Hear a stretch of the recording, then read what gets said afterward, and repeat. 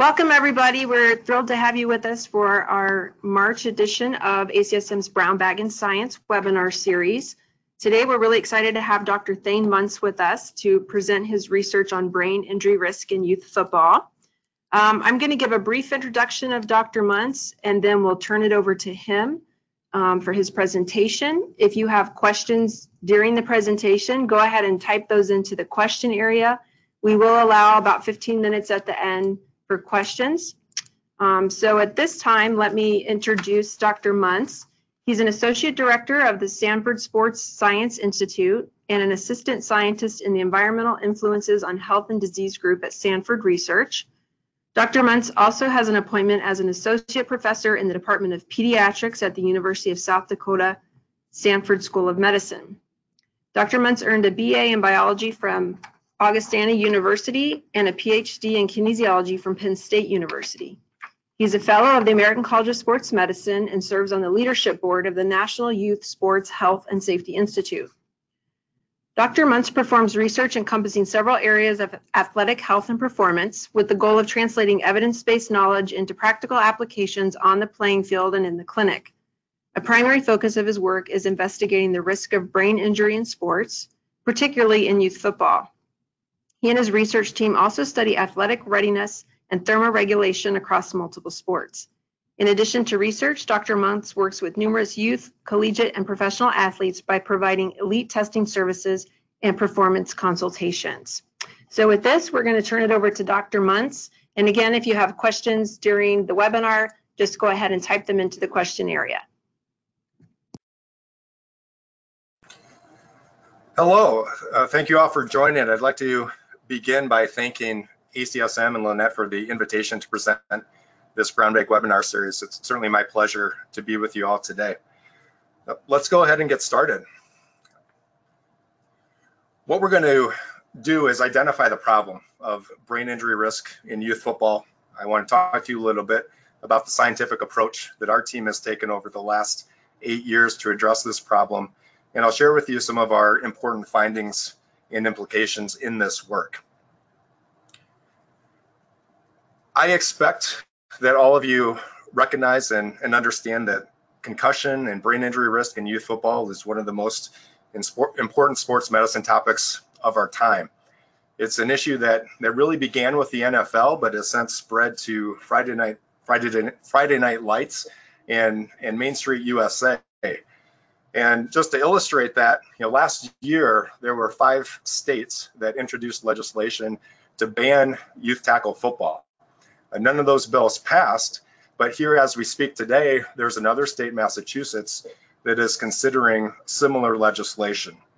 So it's very clear that this is an issue that a lot of people care deeply about. It's an issue around a beloved sport and our beloved children. And because people are so passionate about both of those issues, it's an emotional debate. It really is.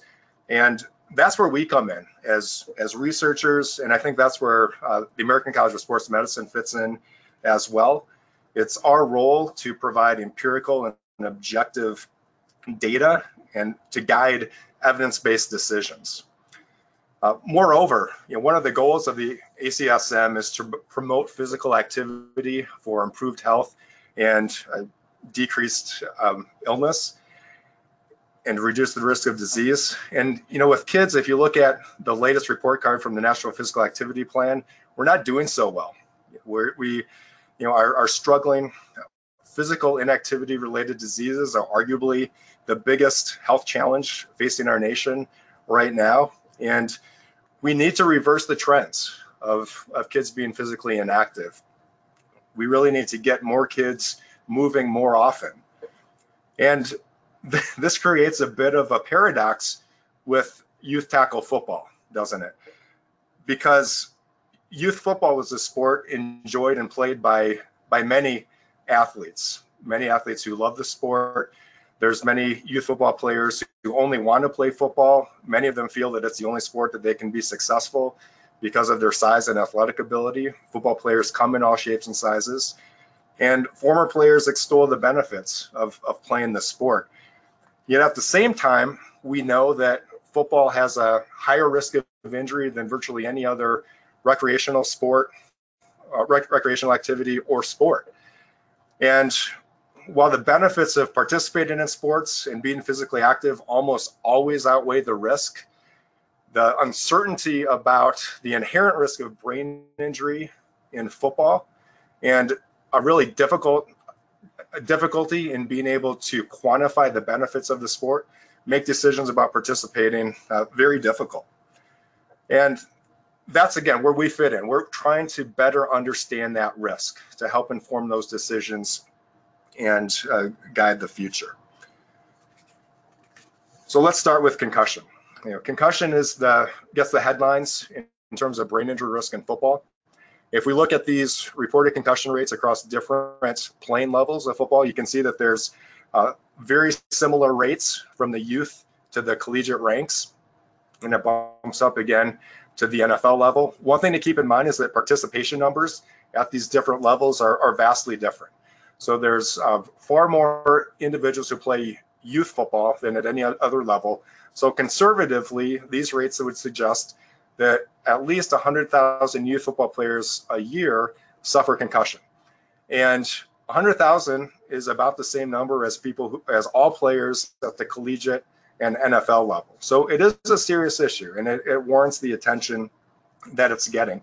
And just one more thing to add in, concussion is notoriously underreported. So it's very likely that these numbers underestimate the true rates. That being said, a lot of people don't understand what the rates of concussion are, and these numbers may be surprisingly high or surprisingly low for you, depending on what your perspective is. So it gets more complicated. Mild traumatic brain injury exists beyond just what we know about concussion. There's emerging concern about the existence and role of subconcussion. By definition, concussion has known signs and symptoms. Subconcussion then is an injury that exists in the absence of those outward signs and symptoms, which makes it very difficult to identify and understand. So how do we even know that it exists?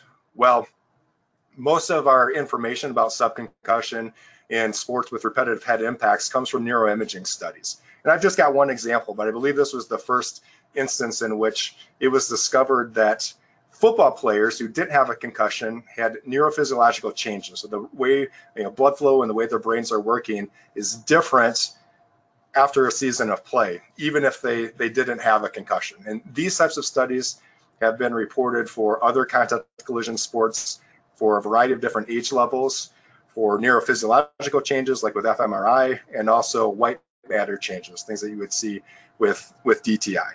It doesn't happen with all players, so these changes don't appear in all football players or players in other sports. We don't know if these changes represent a injury. They're not linked to functional changes, and we don't know the time course. We don't know if they're transient and if they reverse or if they're long lasting. So there's still a lot of questions. But the existence of these changes in some players is concerning because it's happening to our brains. And that really leads us to the questions that we're asking. And I'll point out that we started this research in 2011. And these were the original questions we asked at the time, and we're still pursuing those questions. We've answered some of them, but we haven't filled in all of the gaps. So our basic question was, for the typical youth football player who plays a season and doesn't get concussed, are they experiencing any neurological deficits, any functional changes in the way that they behave, or anything that could be picked up through standard concussion testing? And if so, is that related to repetitive head impacts that are experienced over the course of the season? And then, more from a descriptive standpoint, how many times do they get hit, and how hard do they get hit? And how do those numbers relate to older players? Because at the time, in 2011, there were data for collegiate players and high school players, but not for youth football players. So those were the key questions driving our research, and still are today. So you may be asking, why do you focus on youth? Again, keep in mind, this was back in 2011 when we started this, well before any of the legislation that I mentioned to you earlier, but we looked at the demographics. And if you look at who plays football in the United States, about 98% of all football players are high school age or younger. About 70% of all players are youth players, so younger than the high school age.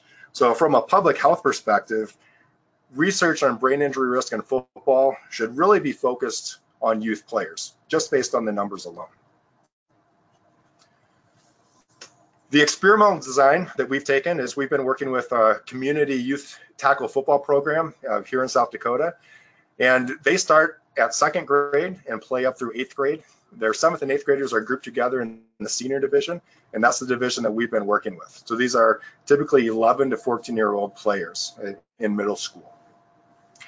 Our protocols, we do preseason concussion assessments, or they're really neurologic assessments, but we use a lot of the tests that are used to evaluate concussion in the clinic. We do that preseason, and we do that again postseason, regardless of whether they've had a concussion or not. During the season, we measure their head impact exposure, and in the postseason, we do the follow-up tests. And during the season, if anybody suffers a concussion, we follow up with that same battery of tests that we can compare back to their baseline. The neurologic evaluation that we've done has changed and evolved over the years. In the interest of time, I'm not going to be able to describe every one of them, but I have highlighted the tests that we've used consistently since 2011, and I'll show some results from these tests. So we've measured balance. We've used the We Balance board, and we have validated that against a more sophisticated force plate.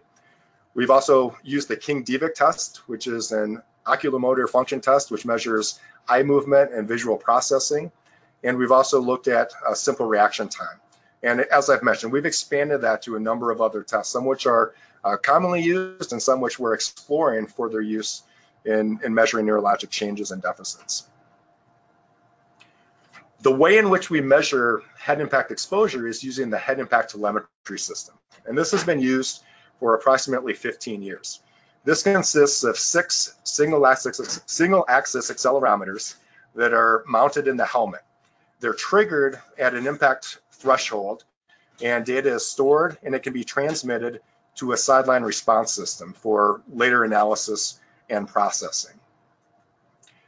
The measurements that you get from the HIT system are the head impact frequency, so the hit count, how many times the player gets hit in the head, the head impact severity, so this is really the acceleration or deceleration of the head immediately following the impact. And because we're using accelerometers, we get a measurement of linear acceleration and a measurement of rotational acceleration.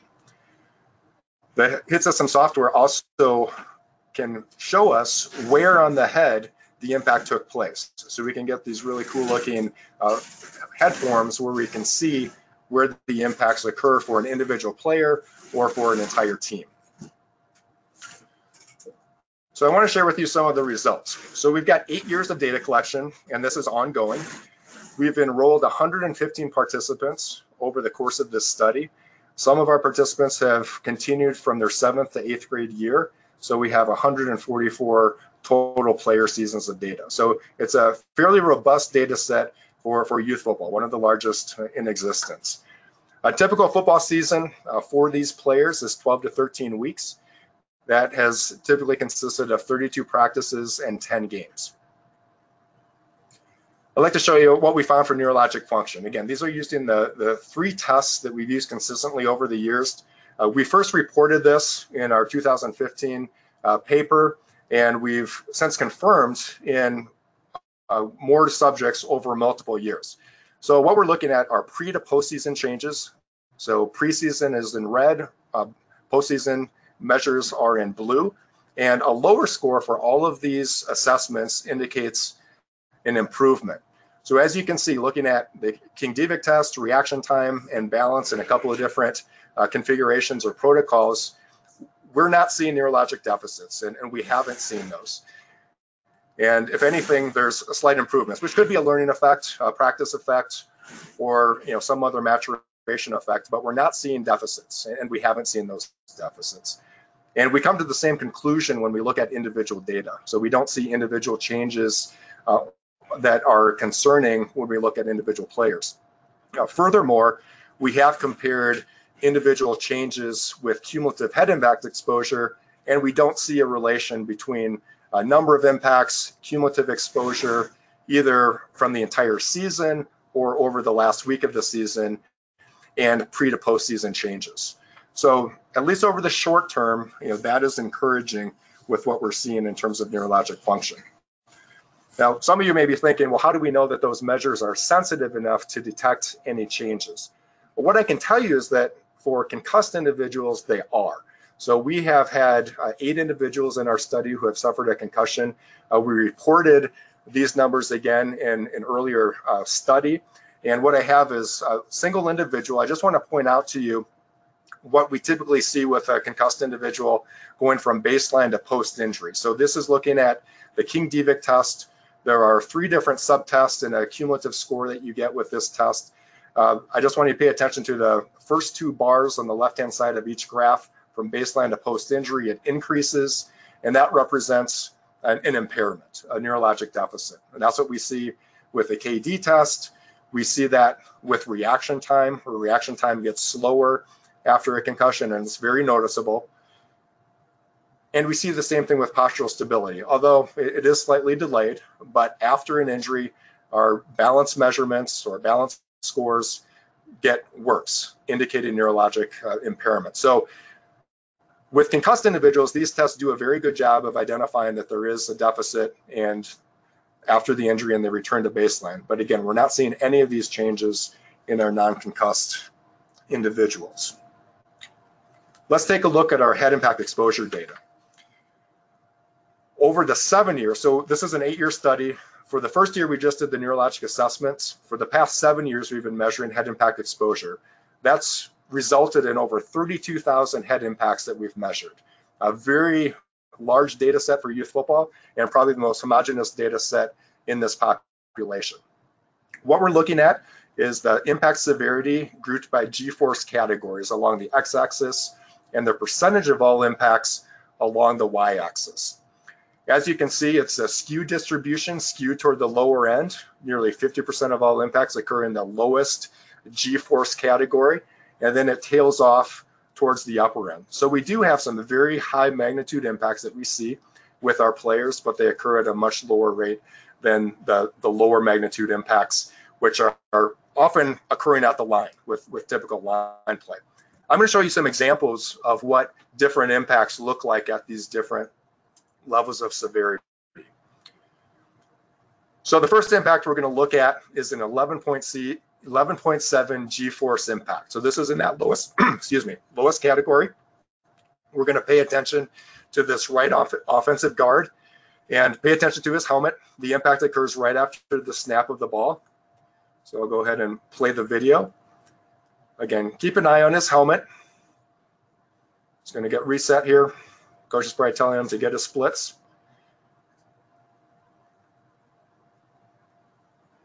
Right there. So we can take a look at it again very briefly right there. It's an 11.7 or 12 G impact. So that's approximately the severity that about 50% of all impacts in the sport take place. Here's what a high magnitude impact looks like. So this is a 95.7 G impact. This is, at the 99th percentile or above, and that would be true for all levels of play. We're going to pay attention to the quarterback in this situation, follow him through to the end of the play. We'll go ahead and play the video. Again. Right there.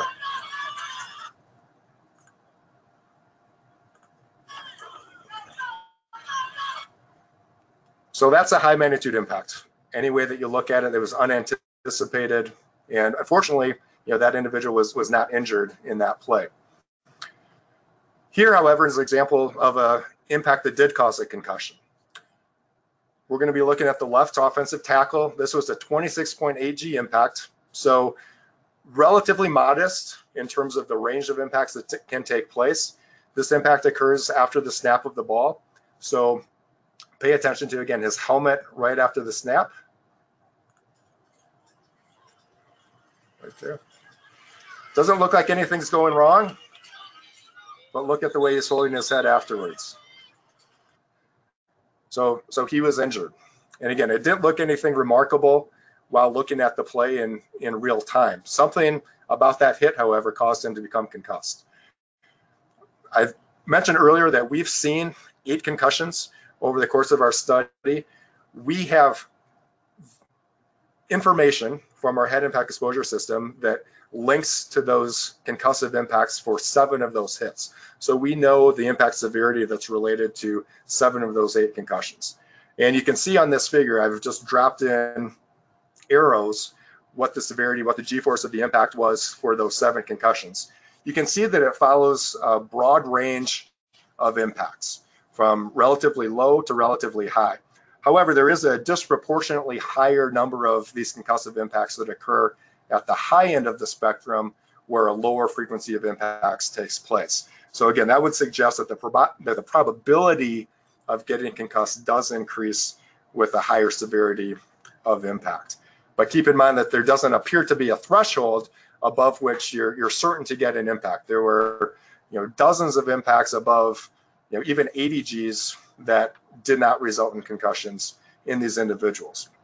And just one final point, I mentioned that we've collected over 32,000 impacts and have 8 physician diagnosed concussions. So that ratio is 1 concussion for every 4,000 head impacts. So just I think an interesting little finding and put some perspective on some things.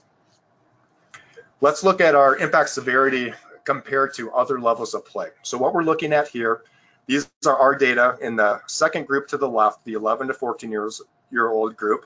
And I've compared these impact severity data with the youngest group of football players that's been reported, 7 to 8-year-olds, high school players, and collegiate players. The blue bars are working at linear acceleration. The blue bars are the median linear acceleration. You can see that that value is nearly identical across levels of play. So in other words, on a hit-by-hit basis, post-impact head acceleration, or the biomechanical load that the brain experiences, is nearly identical from very young youth players to collegiate players. If we look at the 95th percentile linear acceleration, which is a measure of how frequently high magnitude impacts take place, you see a little bit different story where there is a jump from the really young youth players to the middle school players. Again, though, nearly identical at the middle school and youth and high school level, and then it jumps up again to the collegiate level. So older players do experience high magnitude impacts at a higher frequency, but again, on a hit-by-hit basis, the typical impact severity is nearly identical across levels of play. We see a different story, however, when we look at the impact frequency. So what we're looking at here is the average number of impacts that the typical player experiences over the course of a season with those same different age groups, from 7 to 8-year-olds to our data set of 11 to 14-year-olds, high school players, and collegiate players. Here you see a very pronounced stepwise increase in the number of impacts that players experience over the course of the season. And a lot of this has to do with the time that they spend on the field. More practices, more games, longer practices, and longer games. So there's more opportunity, if you will, to be hit in the head. What we really want to be concerned about is what's the cumulative biomechanical load that the brains experience, which is a function of both the impact severity and the impact frequency. And we can look at that very simply by just multiplying those two factors of severity and frequency. And I've done that for you in this slide. So we're looking at cumulative impact exposure measures. And you may think that I just changed the color on the slide from blue to red, but actually keep in mind that median impact severity is nearly identical across the age groups. So this is largely a function of the increased impact frequency as you go up with age. So the overall cumulative impact exposure or biomechanical load increases dramatically as you go from the youngest youth players up to high school and collegiate players. Well, let's have a little bit of fun with this. So this is just looking at one season. What happens over multiple seasons of play if we make some of these same assumptions and extrapolate this over multiple years? So what I've done in this figure is I've showed you what cumulative exposure looks like in different scenarios. Starting at the far left, we're looking at 4 years of youth play. This would be approximately 5th grade through 8th grade. The second bar to the left represents 4 years of high school play alone. Then we move up to 4 years of high school plus 4 years of youth play. The fourth bar, we add 4 years of collegiate football.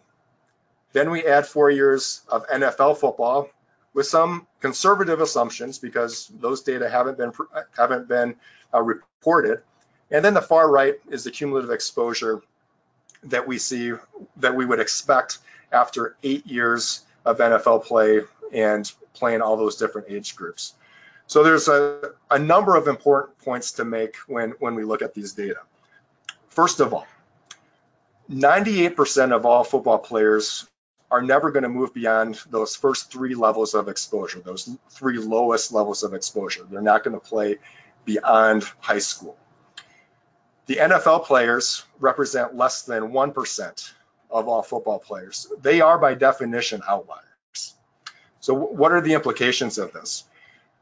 Well, for neurodegenerative diseases like chronic traumatic encephalopathy, CTE, which is thought to be exposure related, these data would suggest that those players who only play at the youth and high school level should have a far lower risk of CTE and other neurodegenerative diseases than those who play at the higher levels, based purely on their level of cumulative exposure over the years.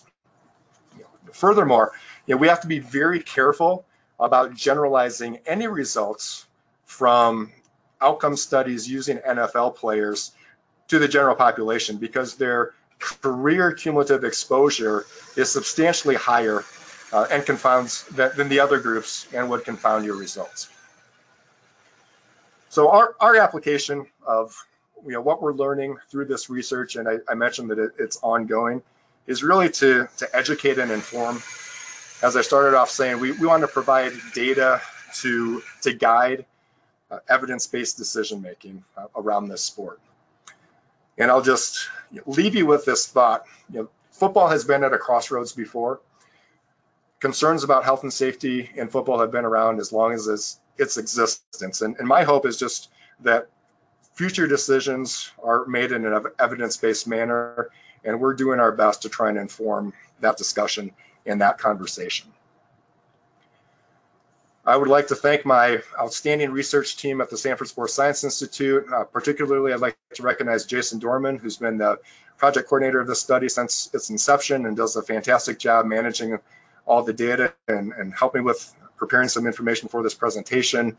We've got a great team at Sanford Research. South Dakota Junior Football has been an outstanding partner, letting us come in and work with them and have access to their athletes and coaches. And I've been fortunate enough to get some funding to support this work as well, which always makes it easier to move our projects forward.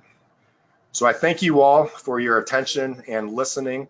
We've got some time now for questions, so I'd be happy to field any of those questions that you have. Thank you.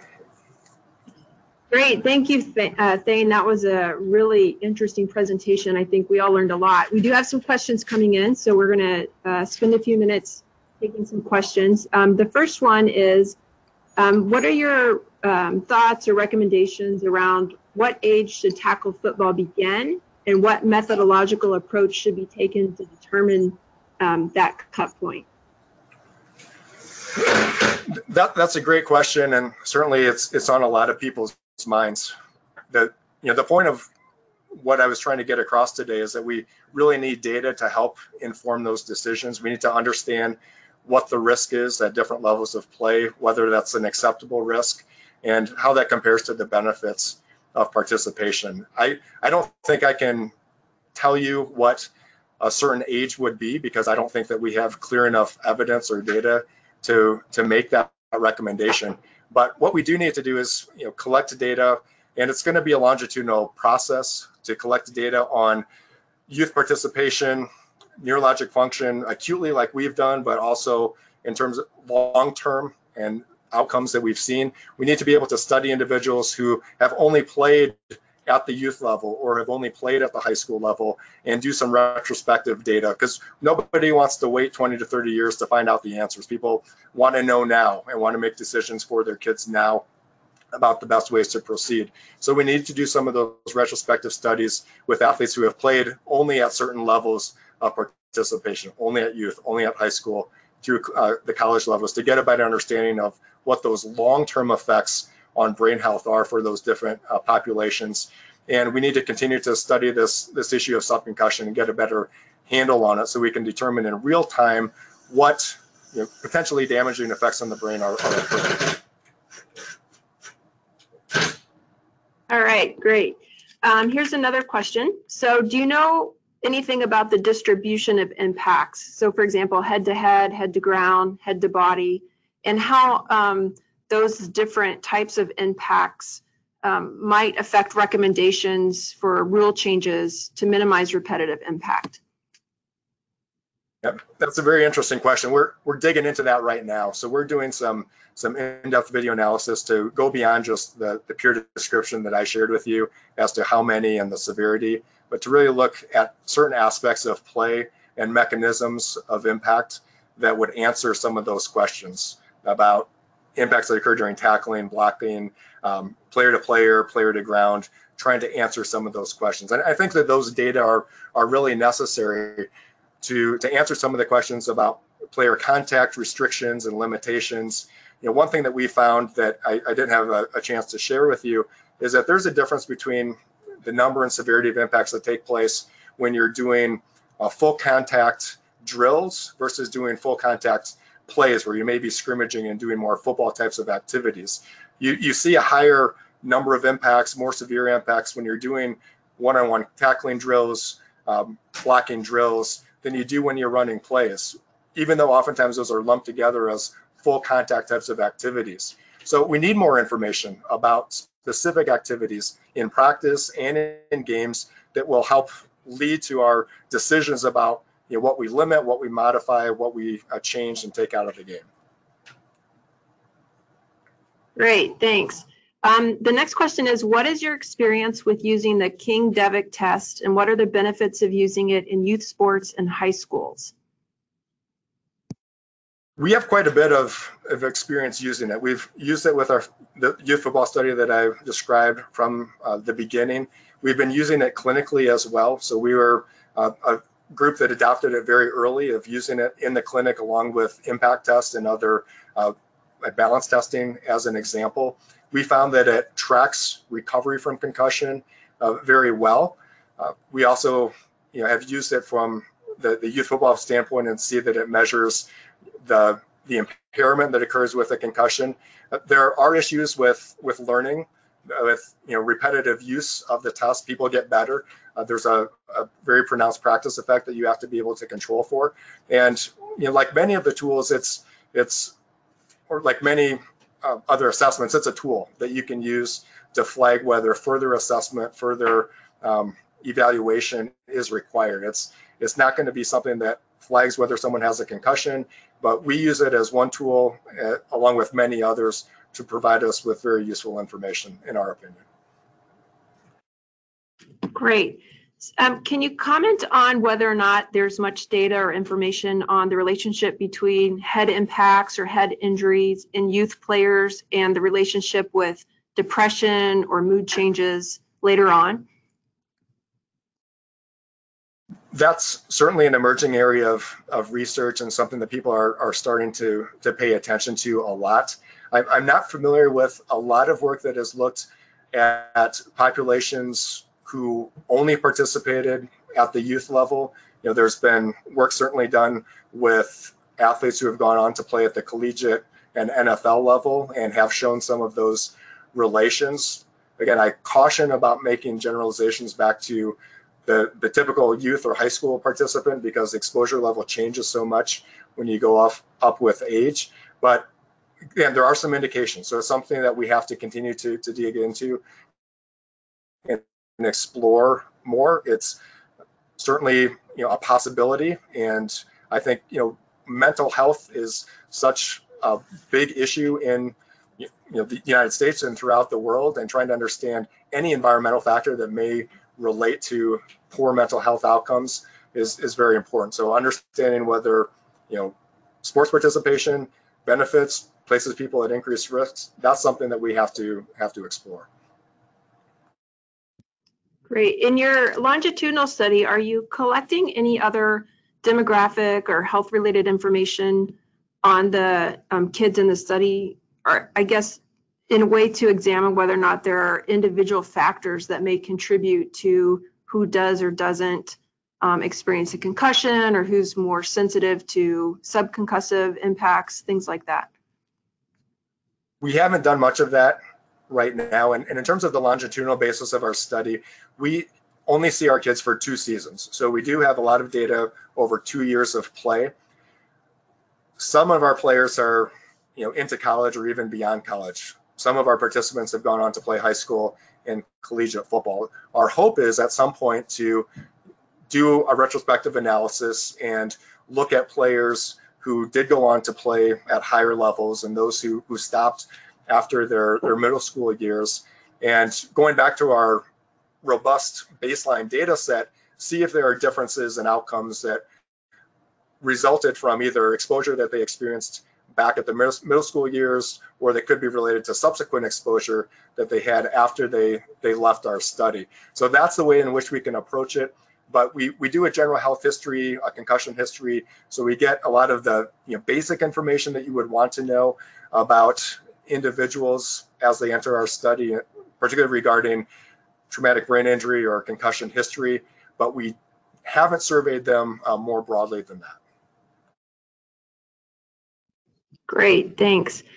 So given what you know, what sort of advice do you generally give to parents when they're trying to figure out whether or not to let their kids play football, whether it be, high school or maybe middle school or even youth football? It's an important conversation. So what I usually tell parents is that it has to be a decision that you as a family and with your son or daughter need to make that decision about if he should play, when he should play. And a lot of the considerations that go into that is, one, you have to be physically ready, physically mature, mentally mature in order to play the sport. The child has to want to. It should never be a situation where a parent forces or pushes a child into playing the sport of football. Football is a sport that the child should want to play. It should be a point where the child says, I want to play, and I want to play tackle football. Then you start having the conversation, is my child physically developed and ready to play?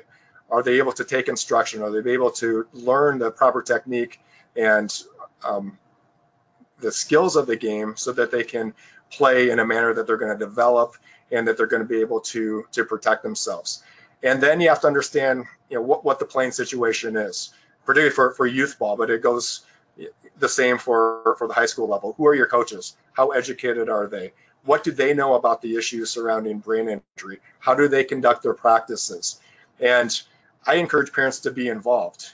If you're highly concerned, but you want your kid to start playing youth football, you volunteer. You start coaching. You make sure that you have control over what types of activities are going on, so that they don't get in a situation where they're exposed to an unnecessary number of head impacts or dangerous activities.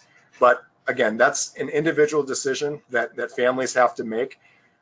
I wish I had better answers, but we don't, and that's why we're doing this research. I wish I could tell somebody, flat out what your risk of, short-term acute injury is, which we know a little bit about concussion, but we really don't for subconcussion, what your risk of long-term brain damage or brain injury would be by playing.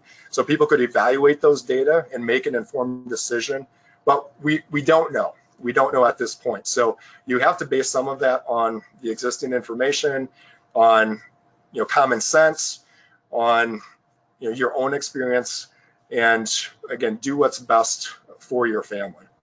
And I will just state I'm a proponent of the long-term athlete development model and having multiple points of entry into the sport.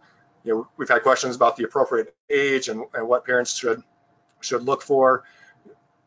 We should have multiple ways for kids to be involved in football that have different levels of risk, developing skills as they mature and grow in age. And I think that will help us so that we can allow participation in a safe manner. Great, that was a great answer, Thayne.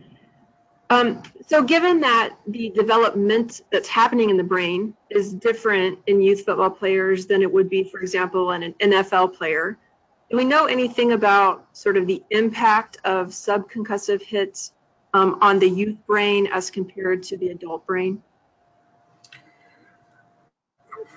So the brain does go through a period of development, rapid development at younger age, really even around the age group that we're working with, that 10, 11, 12-year-old age. So there's been speculation that this could put these youth players at increased vulnerability to adverse brain effects because the brain is in such a important period of development. To my knowledge, there isn't conclusive evidence or research that suggests that that's the way it actually plays out. Although again, it's a possibility that we have to be concerned about.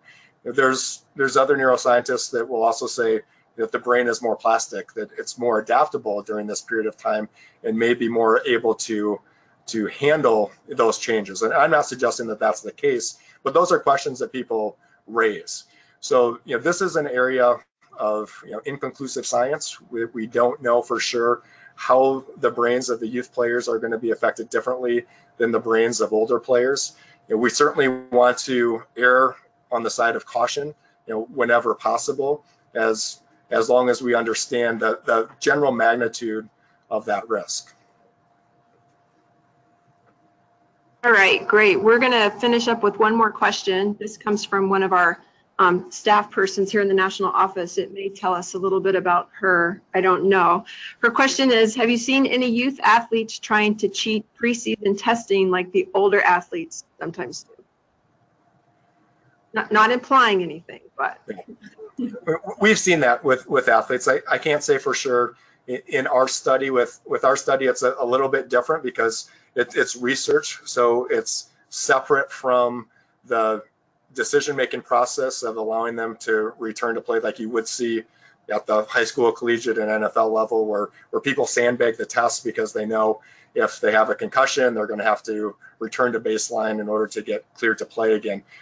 The information that we collect is not used in return to play decisions, so it has no bearing on whether or not those individuals return. That's a separate conversation with their physician or medical care provider. So I don't think there's the incentive in the case of our research for them to do poorly on the baseline evaluations, though I wouldn't rule it out. If anything, it's probably more a challenge to make sure that their effort is strong, that they take it seriously of trying to give a strong effort on the test. And that's something that concussion clinicians and researchers are battling across the world, is how do you control for the effort to make sure that the effort for baseline test is good. Have we seen it? Probably. I don't think it's a major issue with our study. Great. All right, Thayne, thanks so much. We're going to wrap up the brown bag. I want to refer people to the Sanford Sports Science Institute, as well as the National Youth Sports Health and Safety Institute that ACSM has in partnership with Sanford Health, where you can find additional resources and information about concussion. So with this, here in the national office, we are going to take a moment and thank Dr. Munce for his presentation.